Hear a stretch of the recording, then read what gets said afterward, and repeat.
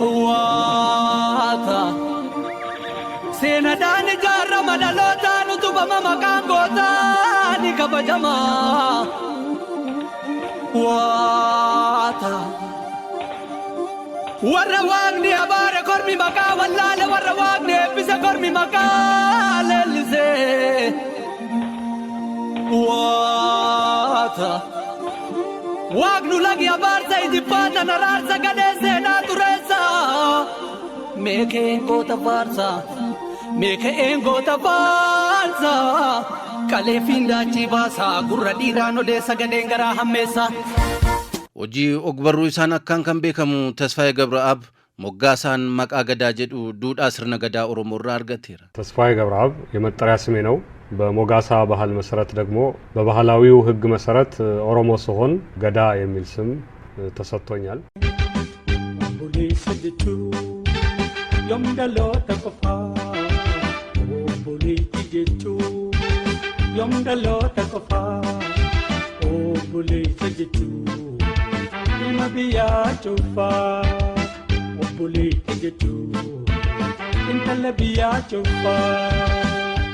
Gadaan akka lakkoofsa Itoophiyaa gayya 22 bara 1960 maatii lammii Eertiraa irraa magaalaa Bishooftuutti dhalate. Qacceen maatii isaa Eertiraa ta'an illee daangaa Eertiraa irraa gara Itoophiyaa giddu gala biyyaa imaluun magaalaa Bishooftuu buufatanii ijoollees achitti horan. Gadaan aadaa fi duudhaa Oromoo ilaalaa nama guddatee fi jiruu fi jireenyi uummatichaa kan isa booji'e umurii isaa ijoollummaarraa jalqabee akka ture kitaabota barreesse keessatti ragaa ba'aa tureera. Umuriin isaa dalagaaf wayita ga'us akkuma hiriyoota isaa ollaaf maatii isaa gargaaraa umurii ijoollummaa isaa daa'imman ollaa waliin burraaqaa dabarse. Gadaan akka kitaabota isaa keessatti ragaa ba'etti maatiin isaa Oromoota naannootti dhalate waliin walitti dhufeenya gaarii fi jaalala addaa qabaachuus barreesseera.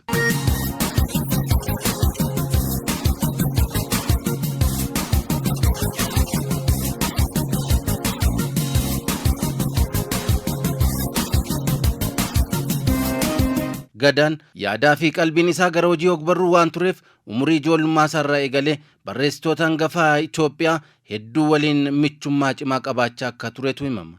Tibba aangoon dargii obba'uu irra ga'e keessa raayyaa waraanaatti seenuun leenjii erga fudhatee booda osoo baay'ee hin turin mootummaan humna waraanaan bulchu dargiin waan kufeef Addawaawii waliin deebi'ee magaalaa Finfinnee galee hojii gaazexeessummaan tajaajilaa ture. Magaalaa keessatti dhalatee fi uummata Oromoof jaalala addaa akka qabu kan himu Tasfaayeen sirna moggaasaatiin Oromoome maqaa gadaa jedhu kennamuu fi seenaa jireenya isaa hubachuun ni danda'ama. Dhaabbata maxxansaa hojiiwwan ijoo mootummaa guyyuu raawwatamu maxxansuun beekamu dhaabbata pireesii Itoophiyaatti hanga hojii gaggeessaa olaanaa ta'ee tajaajilaa kan ture Tasfaayeen wayita bulchiinsa isaa keessa gaazexaawwan maxxanfaman irratti fooyya'insi guddaan akka mul'atetu himama.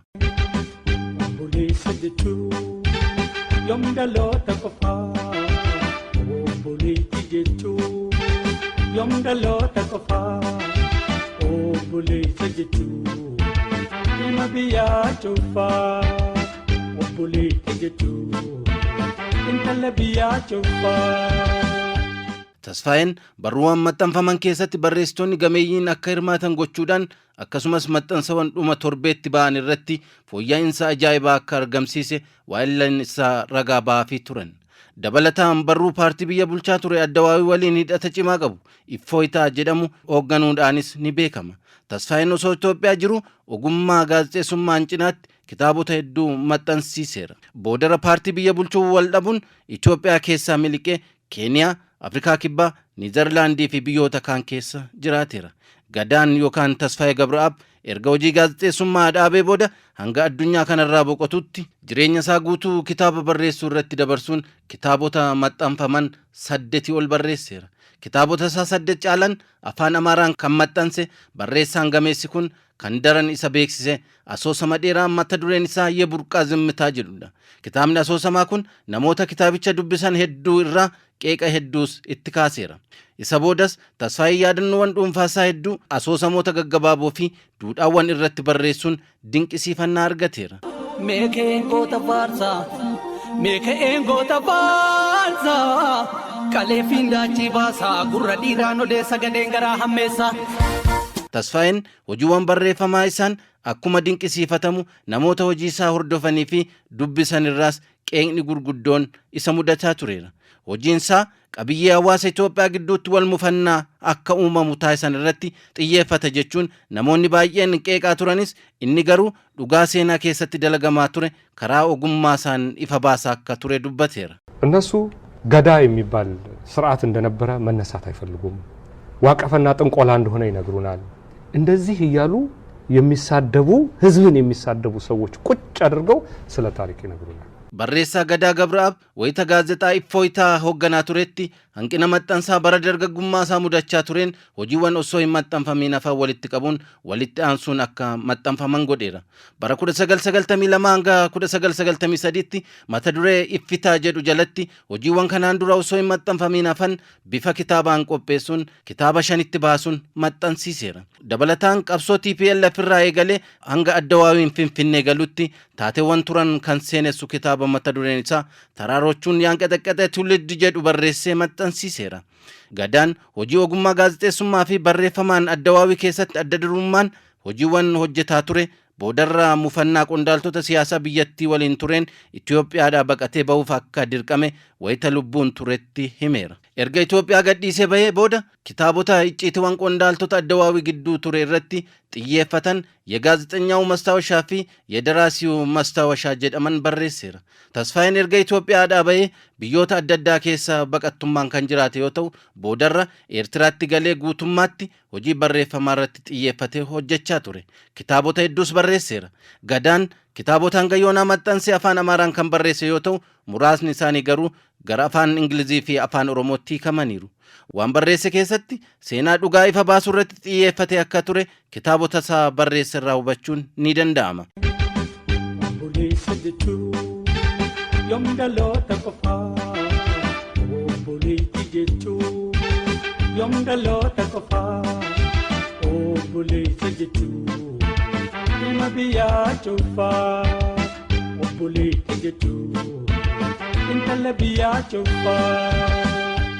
Yaa'aanolee mucaakoo tole abbaa samii sana argitaa eeyyee abbaa lafa isaa dhiisitii samiin isaayyuu kan Oromooti jedhu qonnaan bultoonni Arsii Aanolee Waaqoo waliin yeroo haasa'an jechuun dhugaa barreesseera dhalootas yaadachiiseera. Aanolee Waaqoo asoosama Yeburqaa Zimmitaa keessatti taatoo tokkodha.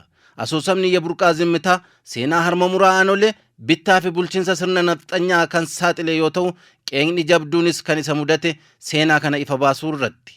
Gama biraan TPLF yeroo aangoo irra turetti qabsoo paartilee Oromoo gama ABO'n turanii fi bulchiinsa OPDO yeroo sana gaaffii uummata Oromoo isa sirrii fi namoota qabsoo uummatichaa gufachiisaa turan haalaan barreessuun saaxileera asoosamicha keessatti. Barreessaan asoosamaa Yeburqaa Zimmitaa Gadaa Gabraab kitaabota isaa keessatti haala yeroo bu'uura godhachuudhaan carraa argatetti fayyadamee dhugaa dhokatee ifa baasaa tureera. Icciitii bulchiinsa TPLF yeroo sana haalaan gadi fageessee beekus ragaa bahaa tureera. Jireenya qonnaan bultoota Oromoota Arsii bu'uura godhatee kan barraa'e asoosamni Yeburqaa Zimmitaa kun taatonni isaa eenyuu fi maalitti akka fakkeeffaman barreessaa kitaabichaan ibsameera. Fakkeenyaaf burqaan laga naannoo Arsii Kofaleetti argamu yoo ta'u waa'een lagicha afaaniin akka sheekotti himamaa ture. Innis deemee naannicha daawwachuun manguddoota irraa iyyaafate dhugaa jirus bu'uureffatee kitaabicha barreesse. Lagni burqaa waa'ee sarbamuu mirga Oromootaa yeroo san turan ilaalchisuun qaana'ee akkas jechuun akka dubbate kitaabicha keessatti ragaa ba'eera. Yoo mirga keessan hin kabachiistan ta'e kana booda ana hin argitan akka jawweetti lafa jala dhokadheen deema jechuun akka lafa jala bade dubbii afaaniin himamaa ture. Barreessaan barreeffama isaa keessatti icciitiiwwan dhoksaa sirnoota bulchiinsa yeroo sanaan raawwatame ifa baase. Jaalala addaa Oromoo irraa qabus ragaa bahaa tureera. Akka Oromoo tokkootti aadaa fi duudhaa sabichaas akka jaallatu qabatamaa mul'iseera. Ayyaana Irreechaa iddoo jirutti kophaa irreeffachuun uffata aadaa Oromoo miidhagee mul'achuun warra gatii dhugaa barreesseef qeeqaa fi jibbaa turan mataa gadi qabachiisaa tureera. Walumaa galatti Gadaan barreeffamoota isaa keessatti waa'ee Oromoo fi lafa isaa Oromiyaa dhiibbaa inni keessa turee fi uummata jaalalaan eenyuma waliinuu nagaan jiraachuuf aadaa boonsaa qabu ta'uu ragaa ba'eera. Uummanni Oromoo lafa isaa irratti siidaa dhaabuufis ta'e kan bakka isa hin buune balleessuuf eeyyama eenyuutillee akka hin barbaannes ragaa ba'eera. የኦሮሞ ህዝብ በመሬቱ ላይ ስለሚነቅለውም ሆነ ስለሚተክለው ሐውልት የጎረቤቶቹን ፈቃድ መጠየቅ የለበትም ብዬ ነው ማምነው። ማንንም ፈቃድ አይጠይቅም። ፊንፊኔ ላይ የትኛውን ሐውልት ልንቀል የትኛውን ልትከል የሚለውን ፈቃድ ያስፈልገው ስለዚህ የፈለገው መትከል ይችላል ማሬ ወሪ ገዳ ጅባ ፊ ቄቃ ቱረኒስ ያከ ደለገው ሰው እንታኒ ዱጋ ኦሮሞ ሶዳ tokko malee dubbachaa fi barreessaa waan tureefi barreessaan oolmaa guddaa uummata oromoo irraa qabu kun ji'ootaaf dhukkubsataa kan ture yoo ta'u magaalaa guddoo keeniyaa naayiroobii keessatti wal'aanamaa osoo jiru muddee 25 bara 2021 lubbuun isaa dabarte lubbuun isaa dabartus maqaan isaa fi galfanni inni uummata oromoo irra kaawwate bara baraan jiraata boolla isaa daadhiinaa guutu kitaaba isaa fi dubbii yeroo lubbuun jiru dubbate irraa waabeeffanne Yomda lota kofa, obuleti jechu. Yomda lota kofa, obuleti jechu. Ima biya chufa, obuleti jechu. Intala biya chufa.